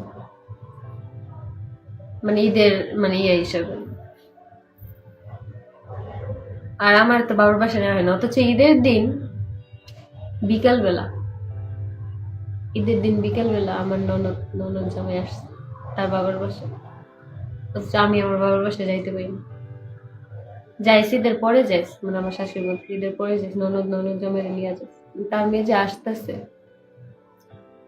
তার মেয়ে তো আসতেছে, অথচ আমি যাইতে পারবো না, আমি তো ছেলের বউ, বাসার কাজ কাম এগুলো সব করে রাখতে হবে না। তারপরে ওই দোকান আর ওপেন হয়নি, কারণ বাবা থেকে যে টাকাটা নেওয়া হয়েছে ওই দোকানের অ্যাডভান্স করা হয়েছে, কিন্তু দোকানটা নেওয়া হয়নি। তুই যে বলছিলাম না যে আমি একদিন অসুস্থ হয়ে গেছি অনেক, ওই অসুস্থ হওয়ার পরবর্তীতে ওইদিন আমি মানে সকালবেলা ওই দিনই মানে আমার ওই বাসায় মানে ফার্স্ট 11টা বাজে ঘুম থেকে উঠছি, মানে ওইটা আর মরতে পারতেছে না। ওই শুনতেছে আমার এই এক্স হাজবেন্ড ওই রুমে নিয়ে বলতেছে কেমন বউ বিয়ে করে আনছিস, 11 পর্যন্ত শুয়ে রয়েছে বেলা, কি করবো, আমার কিছু করার নেই, আমি কাম করতে করতে মরি, এই সংসারটা মানে কাম করতে করতে আমার আজকে জীবন শেষ, মানে এরকম কিছু টাইপের কথা বলতেছে। তো এই কথাগুলো শুই না আমার এত পরিমাণে খারাপ লাগছে, মানে চিন্তা করতেছি তখন যে মানে আমার বাবার পাশে যে থাকতাম, মানে জ্বর হইলে আমার আব্বু আমার মানে কয়বার যে দেখতো, আমার আম্মু বলতো এটা খাবি ওইটা খাবি এটা খাবি ওইটা খাবি, আর ওইখানে আমার এক্স হাজবেন্ডও কিছু জিজ্ঞেস করতেছে না, আর উনিও কিছু জিজ্ঞেস করতেছে না, কি হয়েছে, উঠো না কেন, জ্বর আসছে, কি খাবা, ওষুধ খাবা, ওষুধ আয়না দিন কিনা, কি খাবা। আর ওই বাসায় আমি ম্যাক্সিমাম টাইম সকালবেলা নাস্তা না খায় থাকতাম, নাস্তা খাওয়া হইতো না সকালবেলা, দুপুরের ভাতটা খাওয়াই অনেক দায় হয়ে যেত, সে থেকে আবার নাস্তা খাওয়া হইতো না। তো ওই দিন বলতেছে যে এরকম এরকম, তারপরে আমি আব্বুরে ফোন দিচ্ছি, মানে এত খারাপ লাগছে আমার কথাগুলো শুই না, মানে আরো কিছু বলছে, মানে এতটা আমি গুছায় বলতে পারতেছি না, কারণ ওই রুম থেকে এরুম তো মানে ওইগুলো আমি মানে বুঝছি, কিন্তু এখন আমি গুছায় বলতে পারতেছি না। তারপরে আমি ফোন দিছি যে আব্বু তুমি আসো, আইসা আমার একটু নিয়ে যাও, যে আমি কিছুদিন থাকি, আমার শরীরটা অনেক অসুস্থ, আমি মানে কাজ করতে পারতেছি না এই বাসায়, আমি ঘুম থেকে উঠতে পারতেছি না। পরে আব্বু আসছে, আব্বু মানে ফোন দিয়ে আমার শ্বশুরে বলছে যে রাখি একটু দেওয়া যাবে, তো বলতেছে যে না, ওর বোন জামাই ছাড়া মানে আমার মেয়ে জামাই ছাড়া কিভাবে যাবে। তো আব্বু তখন মানে ওই যে আমি যে বলছিলাম অসুস্থ, মানে নিয়ে যাও, আমি কটা দিন রেস্ট করে তারপর আর কি আসি। তারপর নিতে আসছে, তো নিতে আসার পরে এখন দিবে না, এখন আব্বু বলতেছে যে আখির দাদি তো অসুস্থ, মানে ওরে দেখতে চাইতেছে অনেক, মানে এই কথা বলে আর কি নিয়ে যাবে, অনেক অসুস্থ ছিলাম, মানে হাঁটতে পারতেছিলাম না এরকম অবস্থা। এই কথা বলার পরেও দেয় না, মানে দিবে না আমাকে। তখন আমার শ্বশুর আর কি বলে যে মেয়ে যখন চলে আসছিল তখন এই দরদ করেছিল, তখন দাদির দরদ করেছিল, তখন তো কইছেন যে এই মাইয়া আমার না। সাপোজ আমি তো চলে আসছি, এই জায়গায় আমার বাবা রাগ করে একটা কথা বলতেই পারে, ওই একটা কথাই যে তারা এখনো শোনাবে এটা তো কোনো ওয়ে নেই। এই 7টা মাস যে আমার বাবা মা দেখতে আসছে, এত কিছু নিয়ে আসছে, এত কিছু করছে, ওই সময় তো আমার বাবার এই কথাটা শোনায় নেই। আমার বাবা যখন দোকান নেওয়ার সময় 20,000 টাকা দিল, মার্কেট করার সময় 10,000 টাকা দিল, যখনই আসতো তখনই আমার শাশুড়ি আমার বলতো যাকি তোর আব্বুর এটা এটা নিয়ে আসতে বলবি, যে বিস্কুট যদি আনে এই বিস্কুট নিয়ে আসতে বলবি, বলবি ফল টল বেশি আনতে না, বিস্কুট আনলে ঘরে রাইখা খাওয়া যায়, কারণ তাদের ঘরে তো কোনো কিছু থাকতো না, ভাত খাওয়ারে দায় হয়ে যেত, ওই জায়গায় তো বিস্কিট নাস্তা এগুলো তো আমার বাবা মারে 10-12 হাজার টাকা খরচ করে তারপর দেখতে যেত। তখন তখন মানে এটা বলে নেই যে এই মেয়েটা তো আপনার নেই, এই মেয়েটা তো আমার। তখন বলে নেই যে মেয়েটা যখন চলে আসছিল তখন তো পরিচয় দিছে এই মেয়ে আমার না, এখন কি লেগে মেয়ে নেওয়ার লেগে তো পাগল হয়েছে, তখন আর বলে নেই। তো আমার আব্বু চুপ করে খালি শুনতেছি, মানে মনে হইতেছে কি মানে আইট হইলে আমার বাবার গায়ে হাত তুলবে, শুধু এই গায়ে হাত তোলাটাই বাকি আছিল আমার বাবা। তো গায়ে হাত তোলা বাকি আছিল, শুধু বলতো যে সবসময় যে আপনার মেয়ে এখন কই থেকে মেয়ে আসছে, আগে এই মেয়ে কই ছিল, এটা সেটা। কিন্তু আমার আব্বুরে যাই বলতেছে আমার আব্বু সব মাথা নিচে করে শুনতেছে। ওই দিন আমার কাছে আমার এত ছোট মনে হয়েছে যে আমার আব্বু এরকম একটা মানুষ ওই জায়গায় আজকে আমার লিখা আব্বুরে মাথা নিচে করে কথা শুনতে হইতেছে। ওখানে আমার হাজবেন্ডও কিছু বলতেছে না যে আখি আব্বুরে কেন এগুলো বলতেছে না এগুলো, মানে কিছুই বলতেছে। আর এগুলো বলার পর এক পর্যায়ে আমি আর কি মানে এতটা রাগ হয়েছে, মানে এরকম এরকম কিছু আমার আব্বুর বলতেছে, তখন আমি বলছি যে আপনাদের এই বিহেভিয়ার কারণে আপনার যে আগের বউটা চলে গেছে। এই কথাটা কিন্তু আমি 7 মাসে একবারও বলিনি, কিন্তু এই কথাটা মানে এই মানে আগের বউ প্রেক্ষিতে কথা মানে আমার শাশুড়ি আমাকে অনেকবার শুনেছে। আগের বউ সকালবেলা উঠে ঘর ঝাড়ু দিত, সব কাজ করতো, তারে কোনো কাজ করতে দিত না, সে যা করতো তার হাতে থেকে কাইরা নিয়ে করতো, সব করতো, কিন্তু আমি করতাম না, মানে আমি মানে যা করার তো করতাম কিন্তু তার হাত থেকে কাইরা কেন কাজ করতাম না। সে ঘুমে থাকতে সবকিছু মানে কাপড় চোপড় ধোয়া হয়ে যেত গা, ঘরটা মুছা হয়ে যেত গা, সে ঘুমে থাকতে। তো আমার আব্বুর এমন ভাবে কথা বলতেছে, আব্বু শুধু চুপ করে খালি শুনতেছে, তাও আমার মাথা নিচে করে। আর আমার দিকে একবার তাকাচ্ছিল আমার আব্বু। আমি মানে আব্বুর দিকে তাকিয়ে এত খারাপ লাগছে যে আজকে এমন একটা পর্যায়ে আমার আব্বুরে আমি আনছি, চুপ করে শুধু মাথা নিচে করে মানে শুনতে আছে। অথচ এই 7টা মাসে আমার আব্বু যে আসছে, তখন এই কথাগুলো কেউই বলে না। আর আজকে নিতে আসছে আমার একা, এই জন্য কথাগুলো শুনতে। তারা মানে দিবে না, হয়তো বুঝতে পারছি যে আমি হয়তো এবার গেলে আর আসবো না। মানে যাদের মনে যা ফালতে ওঠে, তাই একটা কথা আছে না, মানে এরকম আর কি। যে আমার শাশুড়ি একটু পর আসতেছে, আমার ওই রুমে নিয়ে যেতেছে। আমি বলতেছি কি হয়েছে বল। আমি বলতেছি যে আমি তো অসুস্থ, কিছুদিন বাসা থেকে আসি, তারপরে আর কি আসলে আমার দাদিও তো অসুস্থ, দেখে আসি। বলতেছি যে এখন যাওয়া দরকার নেই, তো ননদ আসুক। তখন আমি বলছি যে আমার ননদ আসবো আসবো। আপনি বলেন যে এই কথাটা আপনি কয়বার বলছেন, কয়বার বলছেন যে তোর ননদ আসুক যাইস, তো আজও পর্যন্ত যাওয়ার হয়নি। 8 মাসের কাছাকাছি ম্যাক্সিমাম। তো তারপর আমার ননদ আমাকে ফোন দিচ্ছে, বলতেছে যে আখি তুমি এখন যাইও না, ওই বাসায় যাইও না, আমরা আসলে যাইও, দেখো গেলে মানুষ কত কিছু করবে, একলা যাইবা তো দেখবা করবো কি সংসার করতে পারে নাহলে গায়ে পড়ছে। আমি বলছি যে এটা তো কোনো প্রশ্নই আসে না, কারণ আমি তো যাবো বেড়াইতে। আমি তো কয়েকদিন মানে 2-3 দিন থাকার জন্য, আমি তো একবার যেতেছি না। আসলে ওই সময় আমার মনে হয় নাই যে ডিভোর্স হইব বা কিছু এরকম, মনে হয় না ওই সময়। তো আমার আব্বু এক পর্যায়ে কথা কাটাকাটি করতে করতে করতে করতে মানে রাজি হয়েছে। রাজি হয়েছে কিভাবে, আমার আব্বুরে মানে সামনে খাতা দিছে, সাদা খাতা। ওইখানে লেখা হয়েছে যে আমার মেয়েরে আমি আজকে অমুক এত তারিখে নিয়ে যাইতাছি, আবার এত তারিখে দিয়া মানে বাসায় এসে দিয়া যাব। ওইখানে আমারও সাইন, আমার আব্বুরও সাইন। মানে এরকম মনে হয়, মানে যে কোনো শ্বশুর বাসা থেকে মানে মেয়ে নিয়ে আসতে হলে মনে হয় এরকম মানে স্ট্যাম্পে সই দিয়ে নিয়ে আসতে হয়। তো আমার এইভাবে আর কি মানে ওই সময় দিছে, নিয়ে আসতে হয়েছে। তো এখন চলে যাবো, তো এক কাপড় চোপড় একদম এসে বসছি, কারণ আমার তো চিন্তা করি যে আমার তো বাসায় কাপড় চোপড় আছে, ওগুলা তো যাই পড়তে পারবো।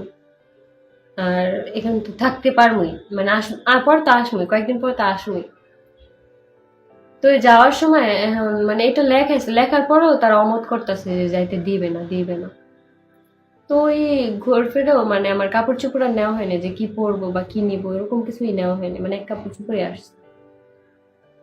তো লাস্টে আমি আসার পরে মানে মানে চলে আসবো, মানে রুম থেকে মানে বের হবো, এই সময় বলতেছে আমার শাশুড়ি, মানে একটা কথা বলছে, এই কথাটা মনে হয় আমার সবসময় মানে মন থাকবে, মৃত্যুর আগ পর্যন্ত মন থাকবে। মানে ওই সময় যখন আসতেছি তখন বলতেছে যে এর মধ্যে কিন্তু আমার বাবা বলছে যে ওর হাজবেন্ডেরও দেন নিয়ে দিয়ে, কয় না আমার ও যাবে না, নতুন জামাই এভাবে যাবে খালি হাতে, যাবে না, যেতে পারবে না। তো তখন আমার আব্বু বলছে আচ্ছা ঠিক আছে তাহলে আখিটাই দেন, তাহলে ও কয়েকদিন থাকবে। আপনি কেমন মানুষ, ওর জামাইটা ছাড়া নিতে আসতেন, মানে এরকম কথাবার্তা বলছে। তারপর আমার আব্বু রাজি করে, মানে যেমনি হোক বাসা থেকে মানে রুম থেকে বেরোনোর সময় বলতেছে, মানে আমার তো এতক্ষণ বুঝাইছে যে যাইস না থাক, ননদও বুঝাইছে রাখি তুমি যাইও না, তোমার আত্মীয় স্বজন খারাপ বলবে এই সেই। তখন আর কি বলতেছে যে যেসব মেয়েরা দেশে দেশে চাকরি করে ওইসব মেয়েরা কতটুকু ভালো হতো না। মানে আমি বিয়ের পরে মানে বিয়ের আগে পড়াশোনাও করতাম, প্লাস টুকটাক জবও করতাম। স্টুডেন্টরা করে না, পার্ট টাইম জব করে না, ওইটা করতাম। ওইটা করার পরবর্তীতে আমি মানে পড়াশোনা স্টপ করে দিছি, দেন আমি গার্মেন্টসে জব নিয়েছিলাম, গার্মেন্টস সেকশনে। তো ওইটাই আর কি মানে কোনোদিন মানে ওইটা বলছিলাম যে আমি বিয়ের আগে এরকম পড়াশোনা করছি, জব করছি। কিন্তু তার জব করা খারাপ না। আমার ফিনান্সিয়াল প্রবলেম থাকলে আমি জব করে আমার ফ্যামিলি চালাই, জব করে একটু সাপোর্ট করি, তো খারাপ কিছু না, আমি তো খারাপ কিছু করতেছি না। তো ওই আসার সময় এই কথাটা বলছে যে যেসব মেয়েরা দেশে দেশে চাকরি করে বেড়ায় ওইসব মেয়েরা কতটুকু ভালো হইতে পারে, মানে চাকরি করা মেয়েরাই মানে খারাপ। ওই দিন আর কি চলে আসছি, মানে এই কথা বলার প্রেক্ষিতে আমি আর কিছু বলিনি, যে আমি একটা কথাই বলছিলাম যে আগের বউ এই জন্যই চলে গেছে। মানে ওই সময় অনেক রাগ উঠে গেছিল যে কি বলতেছে আব্বুর এগুলো, কি বলতেছে এগুলো। শুধু গায়ে হাত তোলাটা বাকি আসছিল আমার আব্বুর, এটাই বাকি ছিল, আর কিচ্ছু বাকি ছিল না। অপমান যা করার করছে। তো আসার পরে বাসায় আসছি, আসার পরে হাজবেন্ডের সাথে টুকটাক কথাবার্তা হইতো। তো কথাবার্তা হইতো, আমি বলতেছি যে নিয়ে যাও আয়সা, তুমিও আসো, আয়সা আমার ফ্যামিলির সাথে কথাবার্তা বলো, আত্মীয় স্বজন আছে কথাবার্তা বলো, তোমার সাথে আর আসো না, নিয়ে যাও আয়সা। বলতেছে যে না আমি যাব না, আম্মু যেতে না বলছে, তুমি একা গেছো একাই আসো।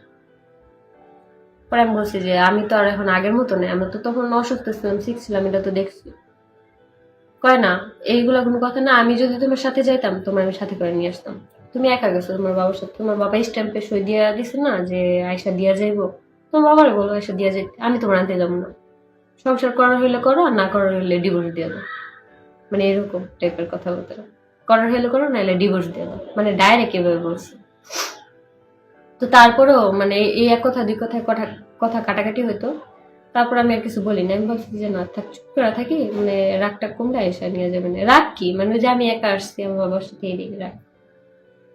তো এরকম অনেক দিন, 3 মাস 4 মাস এরকম পরে যাইতেছে। পরে না একটা সময় দেখলাম কি কথাবার্তা অফ করে দিছে, আমার ফেসবুক সবকিছু থেকে ব্লক করে দিছে, নাম্বার নাম্বার যাই বলো। তো ওর কোনো মানে পাত্তাই নেই। মানে পরে হঠাৎ একদিন মানে আমি ফোন দিছি, মানে ওই বাসায় তো আমি একটা ঈদ করছি, তারপরে ঈদ আমি আমার বাবার বাসায় এসে করছি। বলতে যে এরকম একটা ঈদের দিনে তুমি আমার একটা ফোন দাও না, তুমি আমার হাজবেন্ড। পরে বলতে যে তুই কল দিছস, মানে আমার আমার সাথে ডাইরেক্ট এমন বিহেভিয়ার যে তুই কল দিছস, তোর মতন বউ আমার দরকার নেই, আমার মতন বউ দরকার নেই।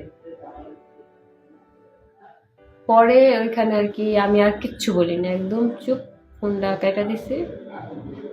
তারপরে আর কি ওইখানে আরো কয়েকটা কথা বলছিল যে তুই তোর বাবা মার কান পড়া গেছিস না, তুই তোর বাপ মালেই থাক, আমার আর দরকার নেই তোর।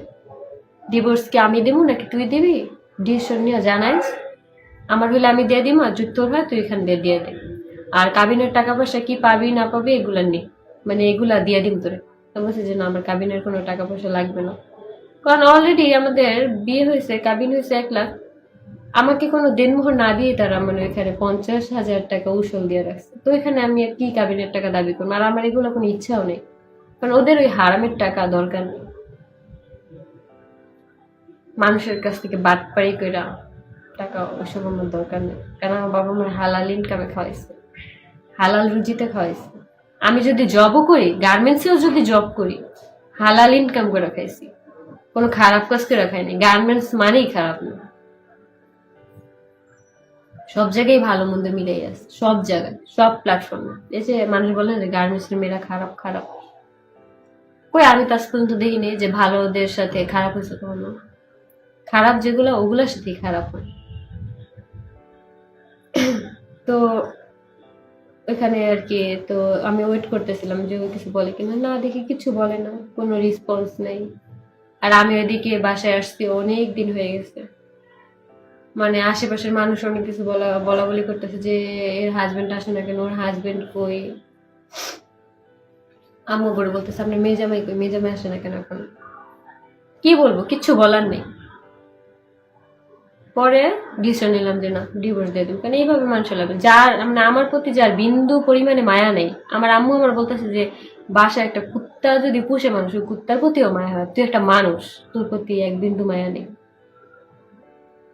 তাদের মনের মতন আমি হইতে পারিনি, এটাই মনে হয় মেইন কথা।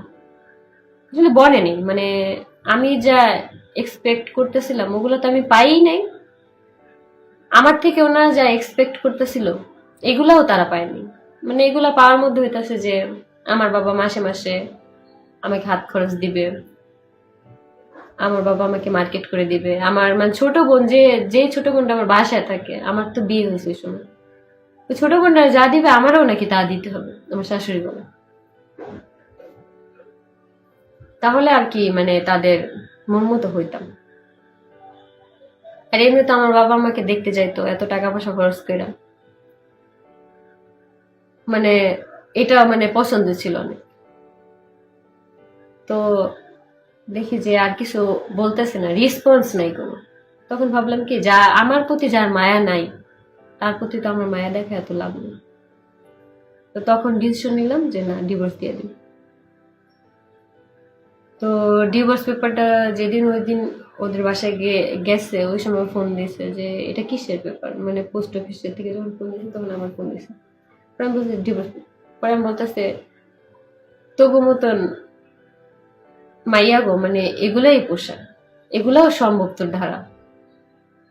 কিন্তু সে যে যে আমার সাথে এই এত কিছু অন্যায় অবিচার যে করলো, এটার কোনো মানে ইয়া নেই।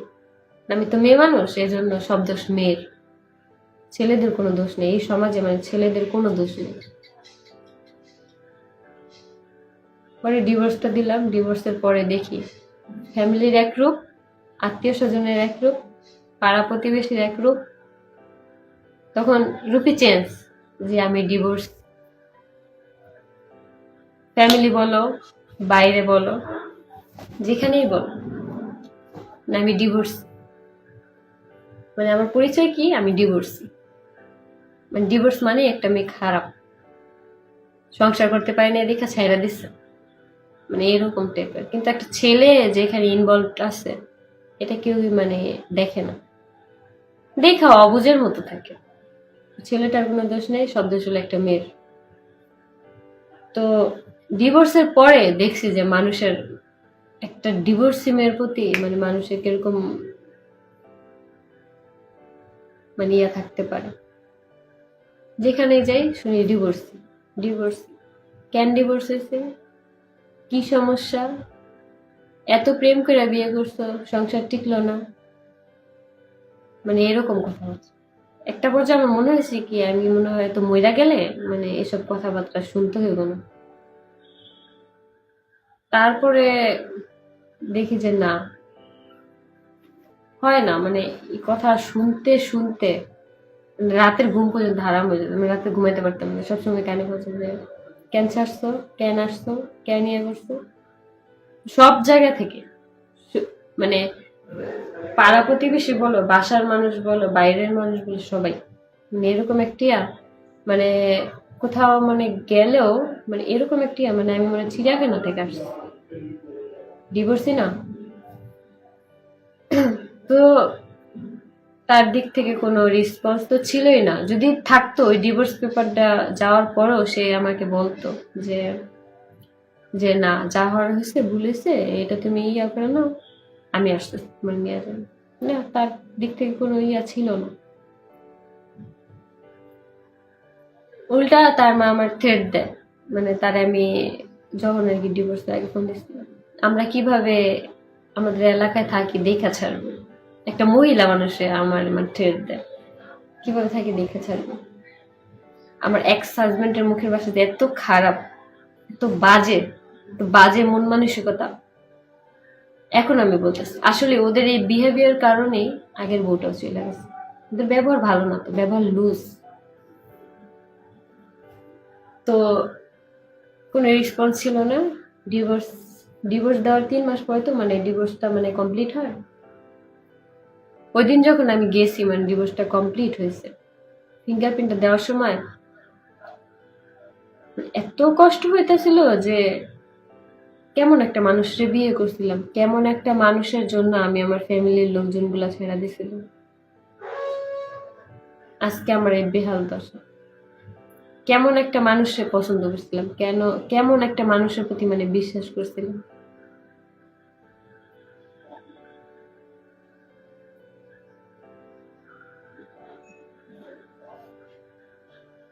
তো ওই দিন তারপরে আস্তে আস্তে মানে আমি যতই কান্না করছি, যতই যাই করছি, কারো সামনে করি নিয়ে গেছি। কারণ আমার এই ব্যাপারটার জন্য আমার ফ্যামিলিও তো কষ্ট পাইতেছে না। তাদের সামনে যদি আমি কান্নাকাটি করি, তারাও তো ভাঙ্গা পড়বে।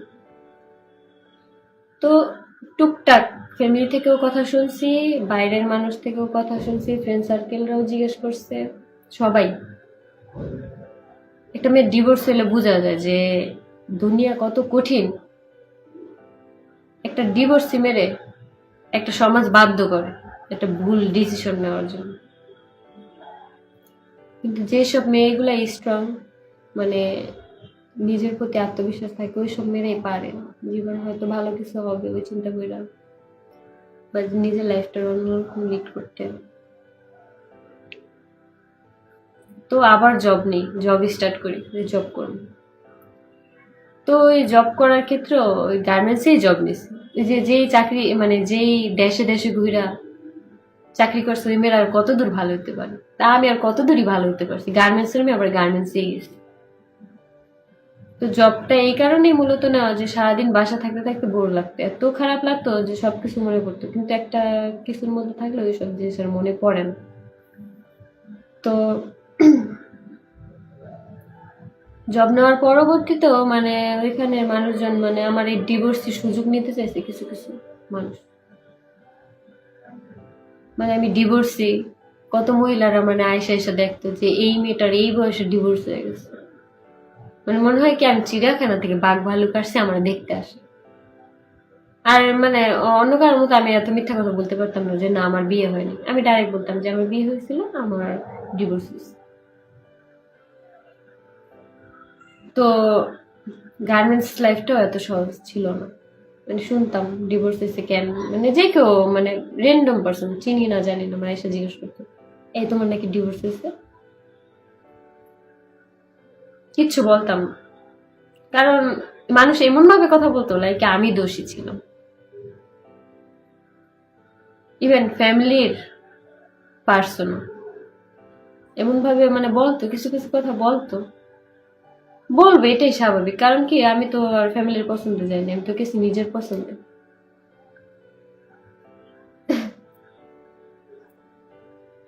তারপরে আমি যে এখন যে আপনারা আমাকে দেখেন আমি কেন আসছি, কেন আমি মানে আহাদের বউ থাকা সত্ত্বেও আমি এখানে আসছি, ওরে বিয়ে করছি।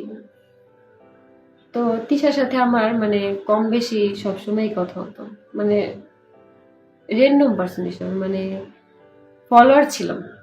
মানে টিকটকে মানে দেখতাম যে এই মেয়েটার টিকটক গুলা সুন্দর হয়।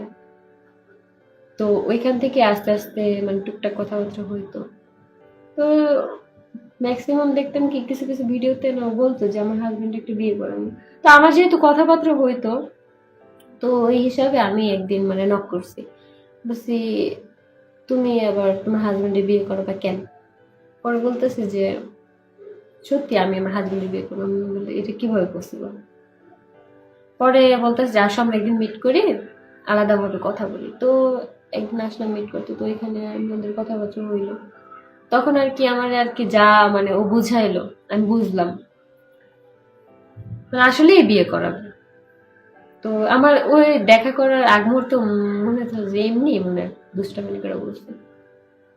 তো বলতো যে বললো যে এরকম এরকম যারা বিয়ে কইরা ফালাইছে তাদের তো মানে উচিত যে দুইটা বোন এভাবে মেনটেন করা যায়, মানে চাইলেই মানে তিনজনই স্যাক্রিফাইস করতে হয়, তিনজনের স্যাক্রিফাইসই কিন্তু সম্ভব। তাহলে হয় কি যাদের বাচ্চা আছে তাদের বাচ্চাটা ইয়ে হয়। আমারই যেমন ডিভোর্স হয়েছে, আমার তো কোনো বাচ্চা ছিল না। আমার যদি বাচ্চাটা থাকতো তাহলে আমি বাবার পরিচয় হিসাবে কি দিতাম, বা ওই বাচ্চাটাকে আমি ওইভাবে পয়লা পয়সা অত বড় করতে পারতাম না। তো বললো যে এরকম এরকম একটা বাচ্চারও একটা লাইফ সুন্দর হয়, বা একটা ডিভোর্সি মেয়েরও একটা লাইফ সুন্দর হয়। মানে ওই মেয়েটাও তার ডিভোর্স হয় না। এই যে আমি যখন এই পরিস্থিতিতে পড়ছি, কত কিছু শুনতে হইতাছে, কত কিছু ফেস করতে হইতাছে। তো ওই মেয়েটা তো চলে না যায়, এই যে আকসার মা চলে না যায় তো পারতো, মানায় নিতে তো পারতো। এই যে আমি যখন ডিভোর্সে ছিলাম ওই রকমই তো ওর ফেস করতে হয়েছে না। আমি যা যা শুনছি এগুলাই শুনতে, এর থেকে মনে হয় বেশি শুনতে হয়েছে, কারণ কি ওর তো একটা মেয়ে ছিল। তো সবকিছু বুঝার পরে দেন আমরা আরেকদিন মিট করে ওই দিন আমাদের বিয়ে হয়। তো বিয়ের পরে যেহেতু এখানে হাতটা রিলেশন করে বিয়ে করেনি, তো আমাকে তিশা বলছে যে তোমাকে ওর মাইনা নিতে নিতে তোমাকে ভালোবাসতে বাসতে ওর সময় লাগবে, কারণ আমরা তো হারাম কিছু করতেছি না, হালাল বৈধভাবে বিয়ে করছি। আর বিয়ে করার পরে এমনি এমনি মানে ওয়াইফের প্রতি বা হাজবেন্ডের প্রতি ভালোবাসা চলে আসে। তো ওইটার পরে আর কি বিয়ে করলাম। বিয়ে করার পরে আমি আমার বাবার বাসায় চলে যাই, কারণ হুট করে তো মানে বিয়ে হয়েছে, মানে আসমু। আর ওই সময় আমার আসার কোনো ইয়ে ছিল না। আমি তো জব করতাম, ইভেন আমি পড়াশোনাটাও চালাই যেতেছিলাম। কারণ কি মানে পড়াশোনা করতে হবে, পড়াশোনা ছাড়া উপায় নেই। তারপরে বাসায় গেলাম, আমার পরীক্ষা দিতে 3 মাস বাকি। তো এই 3 মাস বাসায় ছিলাম, কথা বলতাম আহাদের সাথে, তিশার সাথে ফোনে কথা বলতাম, মাঝে মাঝে বাইরে মিট করতাম। তো আস্তে আস্তে আর কি সব ঠিক হইতেছে। তো হওয়ার পরে তারপর আমার পরীক্ষা শেষ হয়, এক্সাম শেষ হয়, দেন আমি এ বাসায় চলে আসি। তো আমার এই বিয়ে করার মানে মেন রিজন ছিল আমি নিজেই ডিসিশন নিয়েছিলাম যে আমি বিয়ে করব। কারণ কি এই যে এই মানুষের এত কথা, এত মানে ডিভোর্সি ডিভোর্সি, মানে এমন ভাবে কথা বলতো যেন ওই ছেলেটার কোনো দোষ নেই, সব দোষ আমার, সব ভুল আমি করছি সবকিছু। কিন্তু অথচ আমি যে এত কিছু স্যাক্রিফাইস করছি, এত কিছু স্যাক্রিফাইস করে এই জমানার কোনো মেয়ে থাকবে না। আমি একদম 100-100 গ্যারান্টি দিয়ে বলতে পারি। আমি মানে সারা জীবন আব্বু যেভাবে রাখছে, অন্য একটা ফ্যামিলিতে যাওয়া মাত্রই পুরা ফ্যামিলিটার কাজ কর্ম এভাবে নেওয়া এতটা ইজি না। আর ওরা ভাবে কি যে একটা মেয়ের রান্নাঘর, কাপড় চোপড় ধোয়া, এটাই লাইফ একটা মেয়ের। কিন্তু আসলে না, একটা মেয়ের লাইফ এটা না। তুমি যদি 14 জায়গায় ঘুরে বেড়াতে পারো, ওই মেয়েটা কি দোষ করছে? ওই মেয়েটা তো কোনো দোষ করেনি। ওই মেয়েটার জীবন তাহলে কেন ওই পাকের ঘরের মধ্যে? চিন্তা ভাবনা মানে এদের চিন্তা ভাবনা এরকম, কিন্তু এটা চিন্তা ভাবনা এরকম কেন? শুধু ছেলের বোঝ জন্য, নিজের মেয়ের জন্য কিন্তু চিন্তা ভাবনা এমন না। নিজের মেয়ে যখন আসতো বাড়িতে 11টা-12টা বাজে ঘুম থেকে উঠতো, গোসল করতো, গোসল করার পর কাপড় চোপড় গুলাও আমার ধুয়ে দেওয়া লাগতো। তার ননদ তো, ওর যদি 5-4 মাস না খাটি, ও তো ফ্যামিলিতে টাকা দিবে না, এটা সেটা আনবে না, আমাদের না খায় থাকতে হবে, এরকম ব্যাপারগুলো হয়েছিল।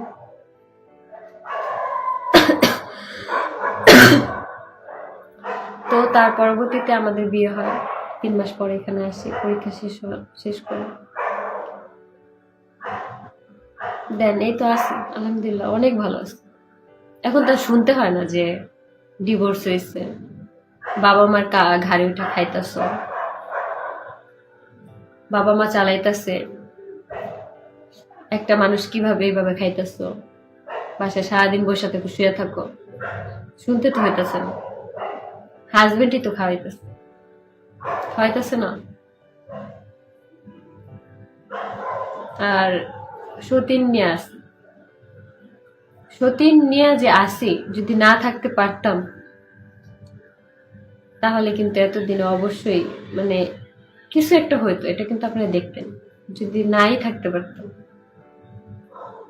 আমার মানে এখানে এসে একটা কথা বলতে ইচ্ছে করতেছে কি, আমি যে আগে যে সংসার করছি না, ওইখানে আমার শাশুড়ির সাথে আমার বন্ডিংটা ছিল সতীনের মতো। আর এখানে আমার সতীনের সাথে আমার বন্ডিংটা হইতেছে শাশুড়ির মতো।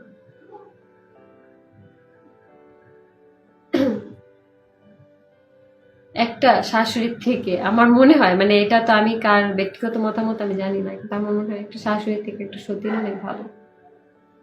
সতীন যতটুকু টেক কেয়ার করে শাশুড়ি করবে না। শাশুড়ি কাঁদবে, শুধু ছেলের জন্য কাঁদবে, ছেলের বউর জন্য কাঁদবে না। তো এত কিছু করার পরেও কিছু কিছু মানুষ মানে তখন বলতো যে আমার সব দোষ, আমার সব দোষ, আমি থাকতে পারিনি। ভাই কোনো মেয়েই চায় না যে সংসারটা ভালো, কোনো মেয়েই চায় না। যে মেয়েটা অনেক উশৃঙ্খল থাকে বিয়ের আগে, ওই মেয়েটাও বিয়ের পরবর্তীতে চায় কি মানে আমার সংসারটা ঠিক থাকুক। বিয়ে মানুষের লাইফে একবারই হয়, বারবার হয় না। মানে এগুলো আর কি ভাবে অ্যাটলিস্ট। উশৃঙ্খল থাকে ওই মেয়েটাও ভালো হয়ে যায় যে না আমার সংসারটা ঠিক থাকুক। কিন্তু একা তো আর পসিবল না একটা সংসার, কিন্তু একা মানে একা শুধু নিজে ধরে রাখা সম্ভব না। উভয় দুজনের ঠিক থাকতে হবে। হাজবেন্ড যদি ঠিক না থাকে তুমি চাইলেও এটা পারবা না, চাইলেও পারবা না। তো আমার ক্ষেত্রেও এটাই হয়েছে, এত চেষ্টা করলাম এত কিছু করলাম, পারলাম না। এই শেষমেশ শুনতে হলো যে তোদের মতো মেয়েরা আর কি পারে, তোদের মতো মেয়ে দিয়া এইসবই সম্ভব।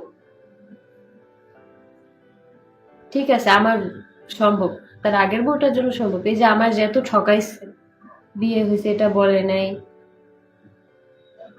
বেকার এটাও বলে নাই, এগুলা কেন আমার বলো নেই, কেন বলে নাই এগুলো?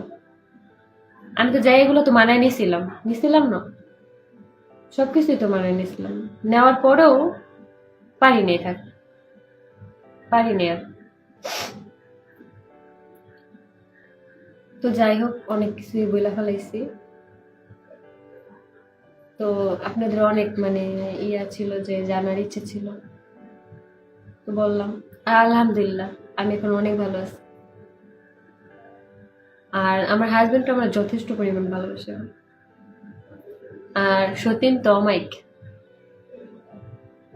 তো আলহামদুলিল্লাহ খুবই ভালো আছে। আর দোয়া করেন যেন সব সময় আমরা তিনজন যেন এইভাবে একসাথে থাকি। টাকাটা ম্যাটার না, যেসব মানুষ লোভী না মানে তাদের কাছে টাকা ম্যাটার, টাকা ম্যাটার না, ম্যাটার হলো একটা মানুষের মেন্টালিটি। ছিলাম না এই যে কত কষ্টই তো করছি, টাকাও তো ছিল না, তারপরেও তো চেষ্টা করছি যে সবকিছু মানায় না, কিন্তু হয় নাই তো। আগের বউর সাথে তুলনা দেওয়া হয়তো, আগের বউ এটা পারতো, তুমি পারো না, আগের বউ এটা করতো এটা পারো না, আগের বউ হাতের থেকে কাজ কেড়ে নিয়ে যেত পারো না। অনেক কিছুই শুনছি ভাই, এই 7টা মাসে বহুত কিছু শুনছি। 7 মাস আমার কাছে মনে হয়েছে কি 7টা বছরের মতো। তো যাই হোক, দোয়া করেন আপনারা আমাদের জন্য যেন সবসময় ভালো থাকি এভাবে।